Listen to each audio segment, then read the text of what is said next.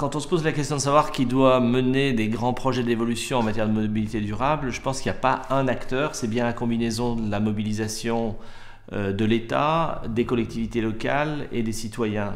L'État parce qu'il fixe un cadre réglementaire, notamment sur le financement des infrastructures. Les collectivités locales parce que c'est elles qui organisent en pratique les mobilités.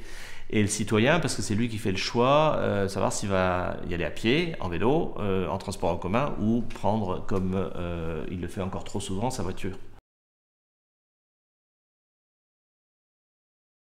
Alors effectivement, on constate que les transports durables gagnent en popularité, mais ça va dépendre quand même des territoires, ça va dépendre aussi des activités des individus. Sur les territoires notamment ruraux, il y a encore une très très forte prédominance de la voiture particulière.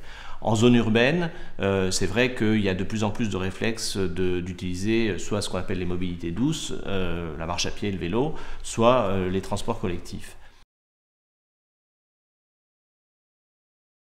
L'évolution proposée qui voudrait faire croire que la voiture électrique sera la solution me semble pas une évolution très intéressante si on reste dans l'idée que la voiture électrique, la voiture fût-elle électrique, reste la voiture de monsieur ou de madame X, c'est-à-dire une propriété individuelle.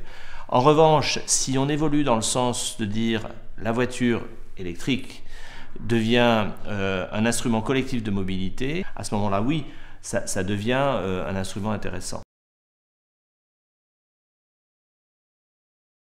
Je pense que si on veut vraiment promouvoir des mobilités durables, il ne faut pas simplement s'intéresser aux infrastructures, il faut aussi repenser l'ensemble de l'organisation de la ville. C'est-à-dire qu'il faut d'abord et avant toute chose réduire le besoin de mobilité. Et ça, c'est vraiment des mutations à la fois de la forme urbaine qu'il faut penser, mais aussi des mutations de l'organisation urbaine. Tout ce qui contribuera à réduire la demande de déplacement sera une évolution majeure pour justement faire évoluer la mobilité durable.